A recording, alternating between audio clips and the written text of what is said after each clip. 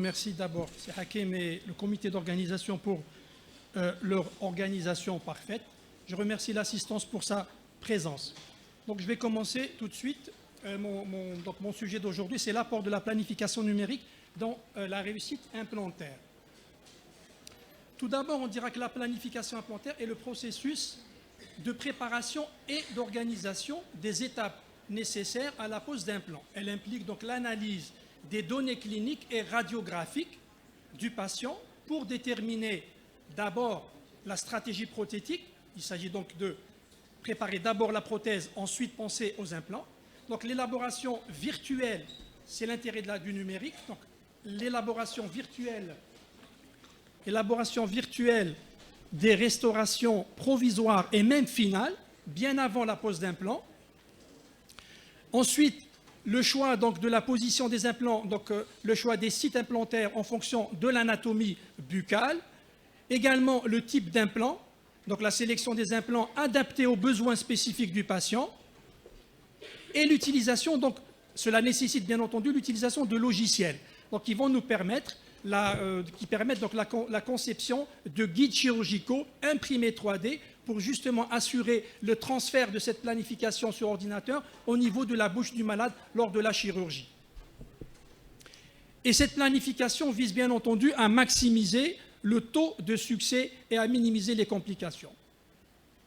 Donc cette planification implantaire, on l'a toujours fait, mais j'allais dire en non numérique. Mais actuellement, c'est le numérique qui prime. Et donc l'évolution de ces techniques numériques ou de cette évolution numérique joue un rôle important actuellement, de nos jours, dans la planification implantaire.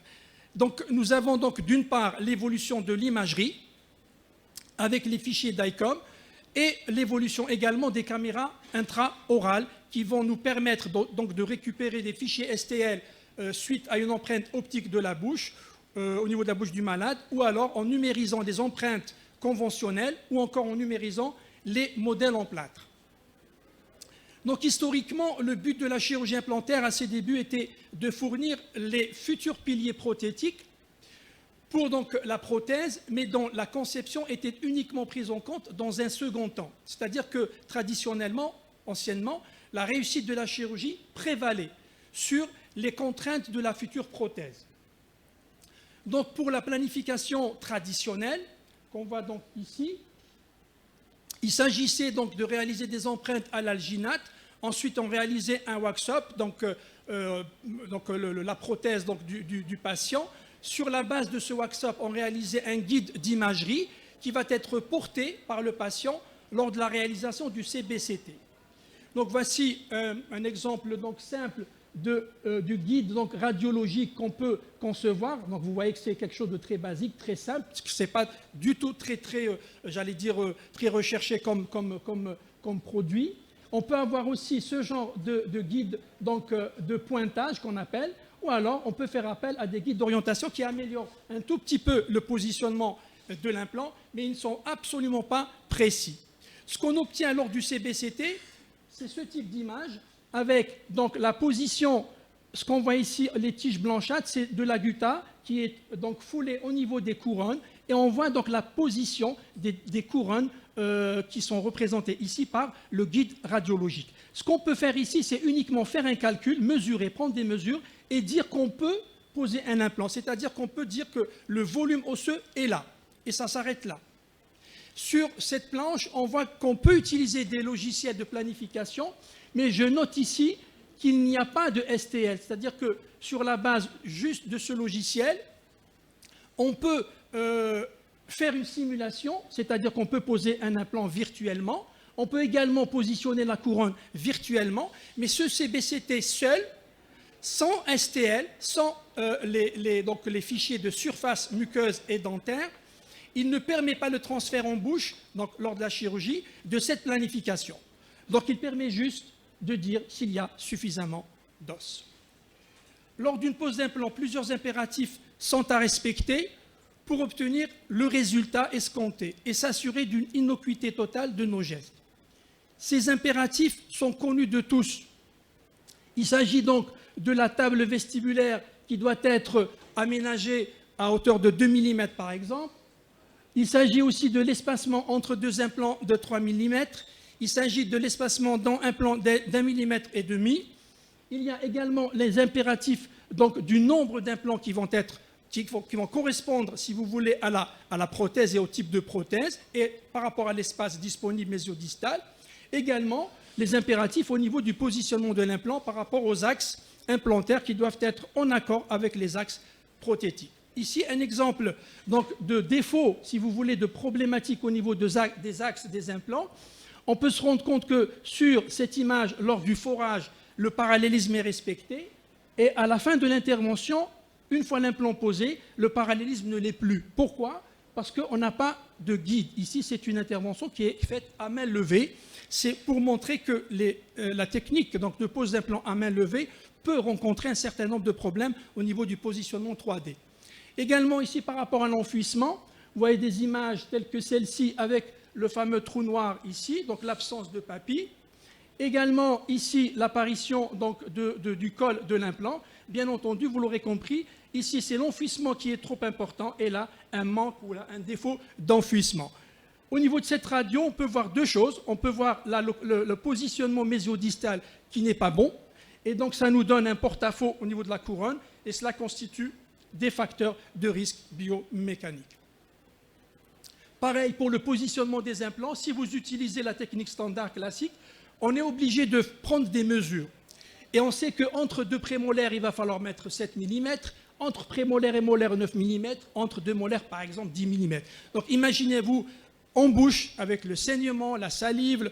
Donc c'est assez difficile, très difficile d'utiliser ces moyens, même si beaucoup de dentistes les utilisent actuellement.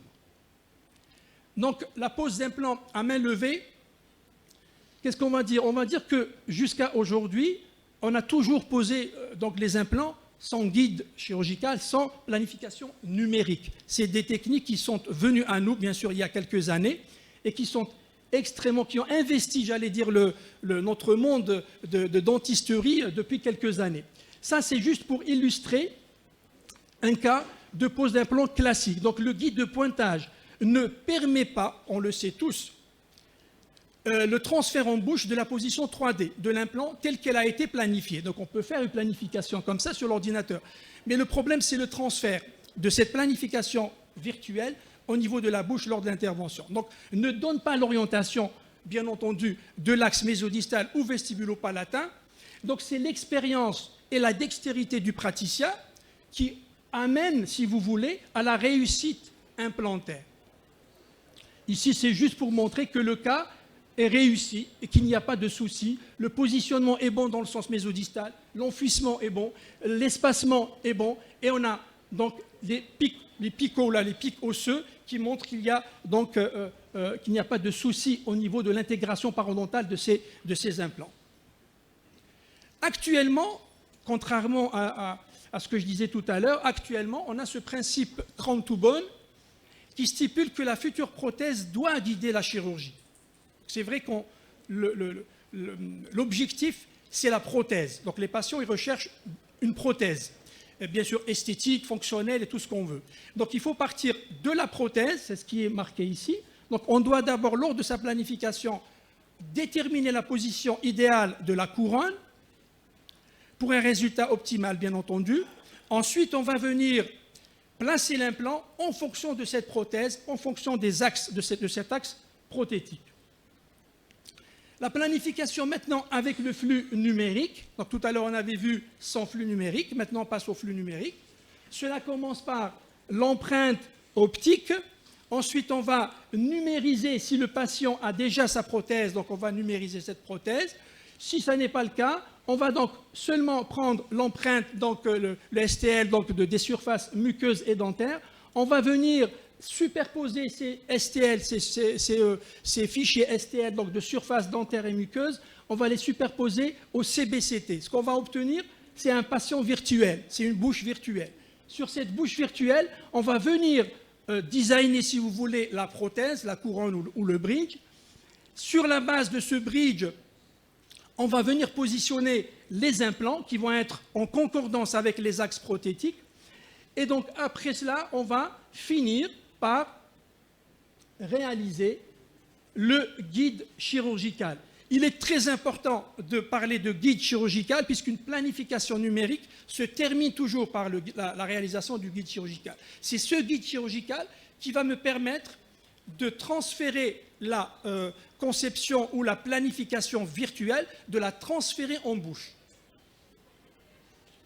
Donc cette démarche numérique vise à garantir une correspondance entre le positionnement virtuel des implants, déterminé sur ordinateur lors de la planification, et celui réalisé en bouche lors de l'acte chirurgical. Donc c'est ce guide qui va faire le lien entre les deux choses. Donc ce guide, ou le guide chirurgical, dérivé de cette planification, constitue l'outil clé. Donc, comme je le disais, le guide chirurgical est l'outil clé permettant le transfert effectif. Donc c'est le passage d'un projet virtuel à une réalité chirurgicale. Quel est donc l'intérêt de la planification? L'intérêt est multiple. Permet grâce à l'imagerie 3D et au STL, cette imagerie et ces STL, on va les matcher, on va les fusionner. Et donc, cet intérêt, je disais, permet donc, grâce au 3D et STL, de concevoir un workshop virtuel qui va nous guider, donc guider le choix et le nombre des implants les mieux adaptés au cas clinique. Permet le bon positionnement 3D des implants, qui est un élément clé pour assurer le succès implantaire. Il permet d'éviter les complications telles que les perforations osseuses, les contacts indésirables avec les structures anatomiques voisines et les problèmes de stabilité. Cela contribue donc à rendre cette pratique ou la pratique implantaire beaucoup plus prévisible, reproductible et sécurisée. On a entendu ce matin le mot prévisible, le mot reproductible.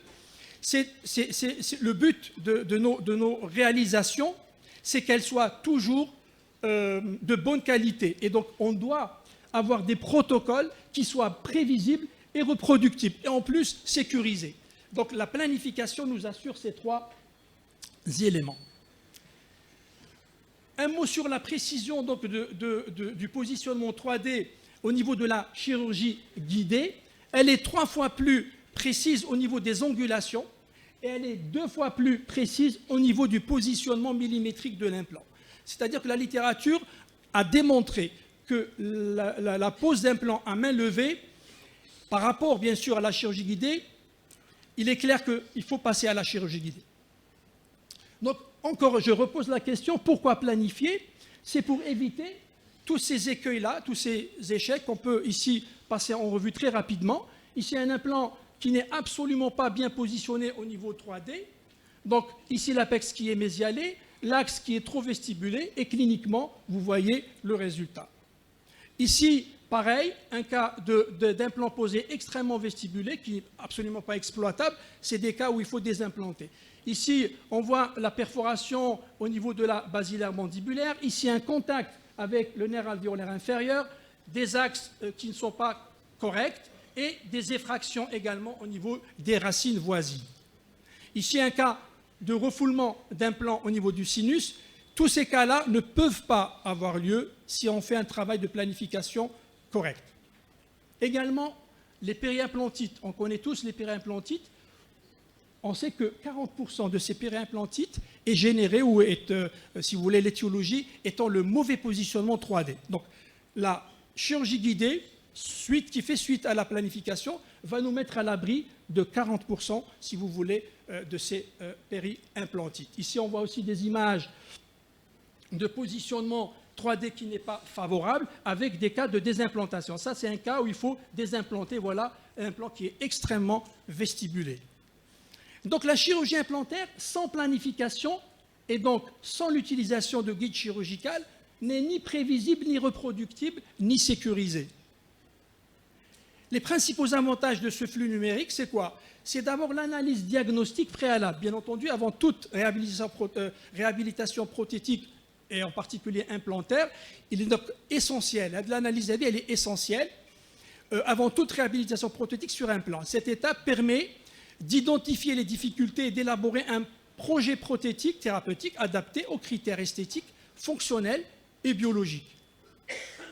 Il y a aussi la fiabilisation et la standardisation des différentes étapes contribuent à rendre la pratique, on l'a dit, prévisible, reproductible et sécurisée. Il y a aussi le projet prothétique pré-chirurgical, donc, qui va être simulé numériquement et validé par le praticien et le patient avant la chirurgie, qui va nous servir donc de ligne directrice tout au long du traitement. Il y a aussi la régénération osseuse guidée qui profite de la numérisation et du numérique par la réalisation, par exemple, de membranes personnalisées dans le cadre des ROG. La qualité du traitement est satisfaisante. Donc, il y a aussi la satisfaction du patient. La planification numérique va élever la qualité du traitement, tant sur le plan fonctionnel que sur le plan esthétique. Il y a aussi l'expérience patient qui est positive, c'est-à-dire que le patient ne se plaint pas trop, l'intervention est rapide, non douloureuse, et donc il y a ce qu'on appelle l'expérience patient qui est positive. Il y a également la réduction du temps d'intervention et du risque infectieux. Donc, grâce à la planification numérique, le temps d'intervention chirurgicale est réduit, ainsi que le risque infectieux. Rappelez-vous que l'utilisation de ces guides chirurgicaux peuvent autoriser la technique qu'on appelle flapless. Donc, on peut travailler sans lambeau, pas toujours bien sûr, mais on peut travailler sans lambeau. Le flux numérique, donc, pour qui? La question que je me pose, c'est le flux numérique pour qui? C'est-à-dire que si on est équipé de toute la solution numérique, on va dire qu'on est en CFAO direct, on peut soi-même au cabinet prendre donc les empreintes optiques, faire le scanner si on en dispose ou alors le demander à un radiologue, faire la conception soi-même au cabinet, ce qu'on appelle en chairside, et faire la fabrication également si on dispose des différentes machines-outils. On peut être en CFAO semi-direct, donc on va uniquement prendre l'empreinte optique et on va déléguer les deux autres étapes, qui est donc l'étape de conception et l'étape de fabrication. Ou alors, on est encore un petit peu réticent, si vous voulez, par rapport à l'acquisition de ce matériel, qui peut être, dans le coût, peut être un frein. On peut tout simplement rester dans la pratique traditionnelle et faire une empreinte donc, standard, c'est-à-dire une empreinte physico-chimique. Celle-ci va être envoyée au laboratoire et à partir du labo, il va la scanner et à partir de là, va démarrer donc, le flux numérique. Voici les étapes de notre flux numérique. D'abord, c'est l'acquisition. Donc, on va donc récupérer les fichiers d'ICOM, donc le CBCT. On va récupérer les STL donc de la cavité buccale et éventuellement aussi le face scan pour des cas donc, qui nécessitent un travail esthétique un petit peu particulier ou pointu. On va ensuite réaliser ce qu'on appelle le matching, c'est-à-dire la fusion de ces trois fichiers, et on va obtenir sur son ordinateur la bouche du patient virtuelle. Ensuite, on va, comme on l'a dit tout à l'heure, réaliser un guide chirurgical qui va permettre le transfert de ce projet au niveau de la bouche. Bien après l'ostéo-intégration, on va bien entendu prendre des empreintes et envoyer au labo pour la réalisation de la prothèse en CFAO. Ce travail de planification nécessite des logiciels. Ces logiciels sont pour la plupart payants, donc il faut des licences, et c'est pour ça que je disais tout à l'heure qu'il y avait un coût à mettre pour la planification, mais néanmoins, on a des logiciels qui sont d'accès gratuit, tels que le Blue Sky par exemple. On va passer étape par étape. D'abord l'acquisition donc, des fichiers. On a les DICOM, les STL et le face scan.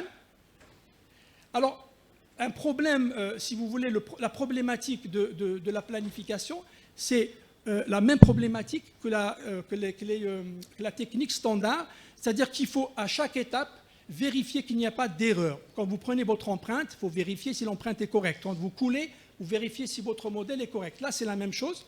Le CBCT doit être de bonne qualité et on doit supprimer les artefacts, faire attention aux artefacts. Donc, il y a les paramètres d'exposition qui doivent être optimisés. On a aussi la stabilité et la précision donc, qui sont liées au mouvement. Donc, le patient doit être stabilisé, toujours pour éviter les artefacts. Ensuite, on doit identifier et minimiser les interférences qui peuvent être liées aux objets métalliques, tels que les amalgames, les couronnes.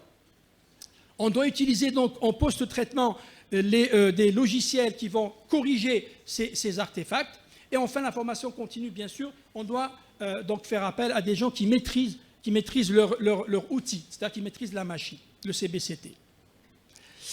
Ensuite, le CBCT a un intérêt également dans la cartographie de la zone à implanter. C'est-à-dire qu'on va repérer les obstacles anatomiques bien avant l'intervention, le nerf alvéolaire, le sinus, d'objectiver la hauteur et la largeur de la crête alvéolaire qui va permettre le choix implantaire, d'estimer la densité osseuse grâce à l'unité ensuite qui va permettre également de choisir peut-être un design particulier de l'implant, de déterminer la nécessité d'une augmentation tissulaire pré- ou périmplantaire, et enfin, ceci dans le but d'une anticipation des éventuelles difficultés per- et post-opératoires, et on va pouvoir les gérer en amont. Donc on n'aura pas de surprise avec la planification numérique.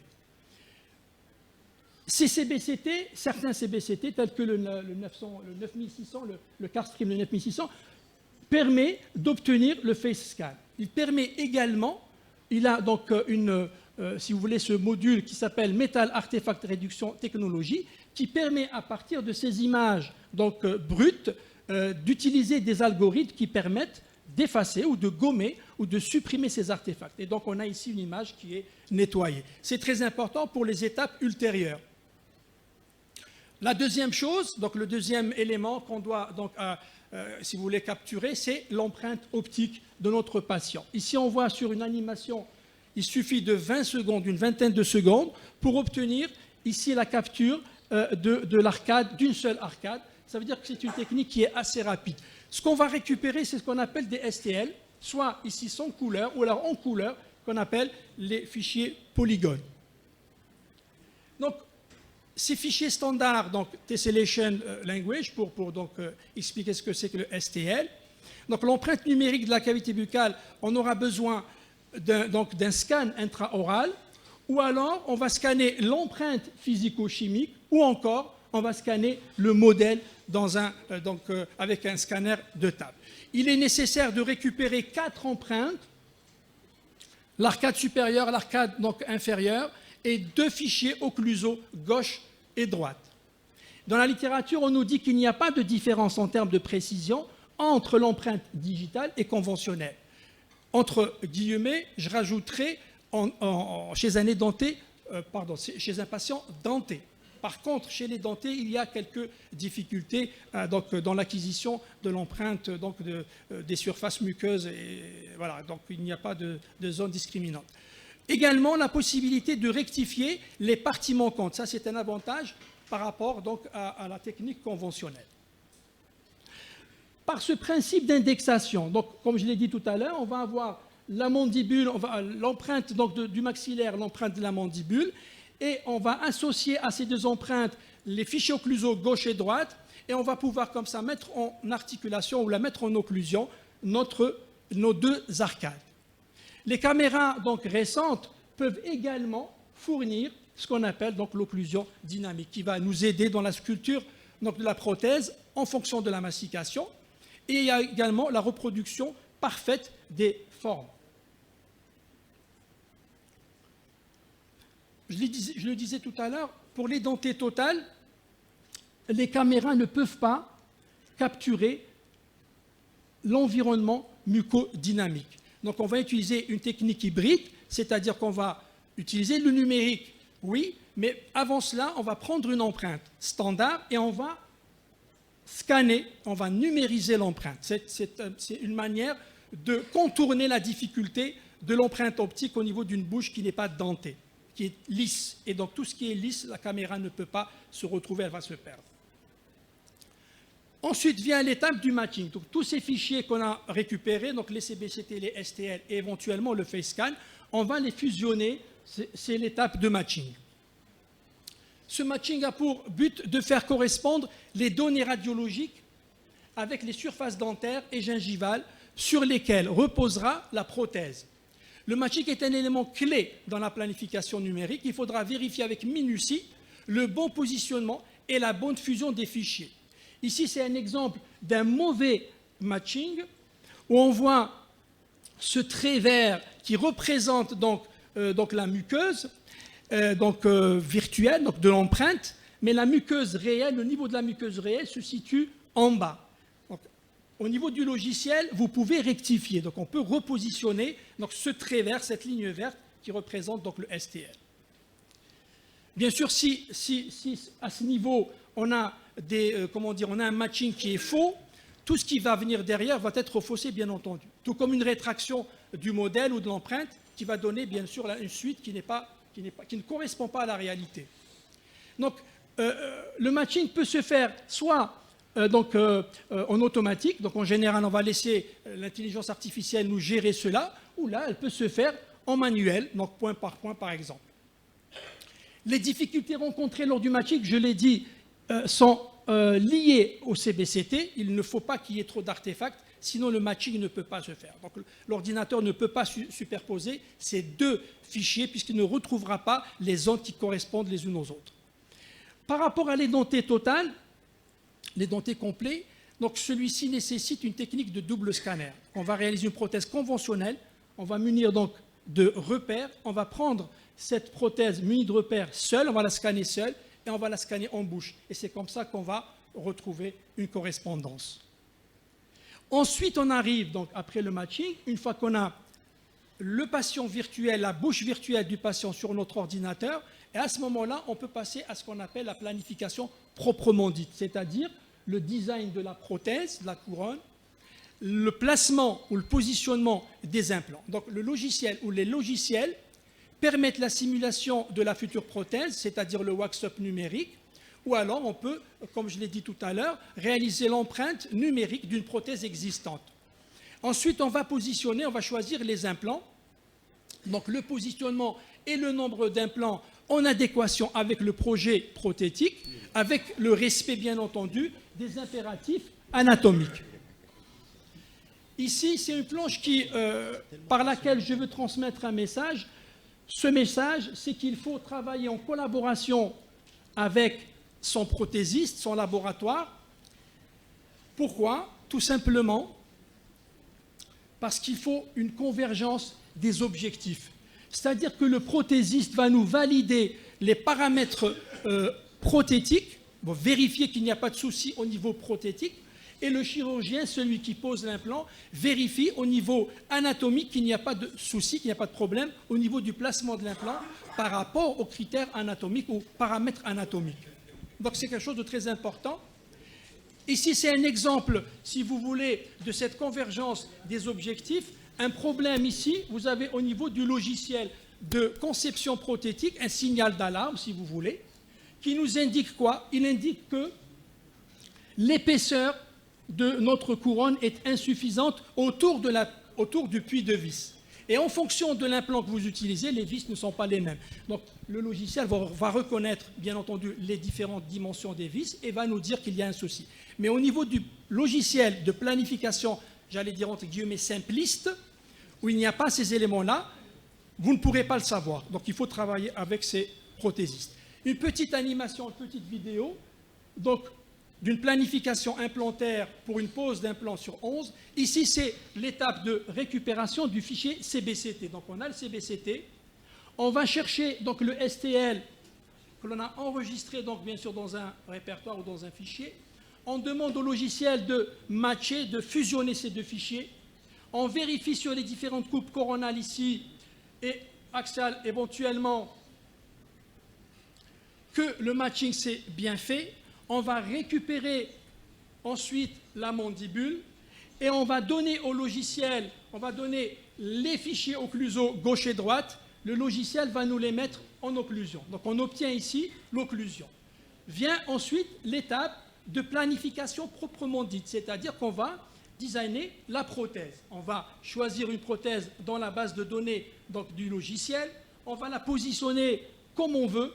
On va la rapetisser, l'agrandir, rajouter de la matière, diminuer de la matière, vérifier l'occlusion. On voit très bien qu'il y a une surocclusion. On va gommer un petit peu tout ce qui dépasse.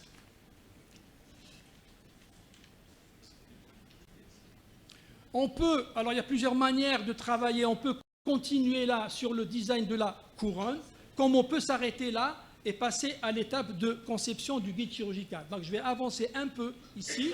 On peut travailler encore la couronne, vérifier les limites cervicales. Donc les logiciels utilisés ici sur cette animation, c'est le Blue Sky. Mais bien entendu, il existe de multiples logiciels, on les a un petit peu montrés tout à l'heure. Voilà, donc on continue sur le design de la couronne. On note ici les zones proximales. On revérifie l'occlusion. Ce qui apparaît en rouge, c'est les zones de surocclusion. On va gommer cela. Ensuite, on va arrêter un petit peu le design de la couronne.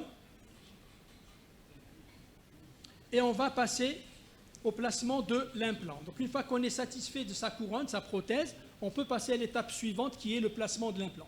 On va choisir bien sûr l'implant et en général, on utilise toujours ici une petite tige de 2 mm de diamètre et assez longue pour juste visualiser le puits de vis qui va être donc repéré ou identifié au niveau de la couronne, de manière à avoir un puits de vis centré au niveau de la zone singulaire de notre couronne. Une fois qu'on a placé l'implant, bien sûr, on va vérifier sa position en 3D, la longueur, le diamètre, donc on peut changer. Une fois que c'est fait, qu'on a vérifié que c'était bon, on va éventuellement continuer sur le choix de la T-base. Si on veut réaliser une prothèse donc provisoire, donc on peut le faire. Mais je vais arrêter là et je vais utiliser maintenant, passer à l'étape du guide chirurgical. Donc on va le tracer sur le logiciel, on va laisser travailler un petit moment et il va nous fournir donc le guide chirurgical. Bien entendu, la bague, elle correspond au type d'implant. Donc le type d'implant est choisi au niveau du logiciel. Vous allez donner le type d'implant que vous utilisez et tout va se faire en fonction des dimensions, des caractéristiques de l'implant que vous utilisez. Ici, c'est une petite fenêtre qu'on va aménager au niveau du guide. Pourquoi? Pour s'assurer du bon positionnement en bouche. Donc c'est une petite fenêtre où on verra donc les dents. On peut rajouter une inscription, donc le logiciel autorise, permet de rajouter une inscription, ce que vous voulez, le type d'implant, le nom du malade, les dimensions de l'implant. Soit en négatif, soit en positif. Et là, on est arrivé au bout. Donc le guide chirurgical est terminé. On peut l'envoyer, donc on peut l'exporter et on peut donc en faire l'impression 3D dans ces machines. Là, je suis revenu dans le design de la couronne. On peut revenir sur la couronne. Si on veut finir son cas chirurgical avec une mise en place de la couronne, donc une mise en esthétique, si vous voulez, immédiate, on peut le faire. Voilà la couronne qui est réalisée. Tout ce qui est jaune ici, c'est la partie transgingivale. La couronne est terminée. On peut également l'exporter, tout comme le guide de tout à l'heure. Et voilà. Une fois qu'on a fait donc cette planification, le logiciel va nous fournir ce qu'on appelle un rapport de planification. Il est important puisque, à ce niveau, vous avez toutes les informations nécessaires et utiles. Les dimensions, les séquences ou la séquence de forage, avec quelques images ici qui illustrent un petit peu votre cas. Pour finir, on dira que la planification numérique, en intégrant toutes les données du patient, est essentielle pour le succès des traitements implantaires. Elle permet d'élaborer un projet implantoprothétique virtuel suivi de la réalisation de guides chirurgicaux imprimés 3D. Ces guides assurent un transfert précis de la planification en bouche, garantissant ainsi un résultat optimal. Voilà, je vous remercie. Je vous laisse sur cette dernière citation.